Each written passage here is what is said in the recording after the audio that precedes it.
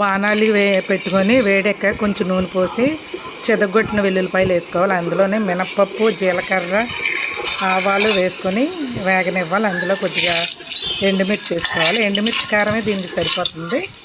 ఈ ఎండుమిర్చి కొంచెం వేగాక మనం ముందే తురుముకొని బీట్రూట్ను కొబ్బరి తురుముకొని ఒక పక్కన పెట్టుకోవాలి. దీన్ని బీట్రూట్ని అందులో వేసుకొని బాగా కలిపి మూత పెట్టుకోవాలి. బీట్రూట్ ఈ పిల్లల బాక్స్లో చాలా బాగుంటుంది, కమ్మగా ఉంటుంది, పిల్లలు ఇష్టంగా తింటారు.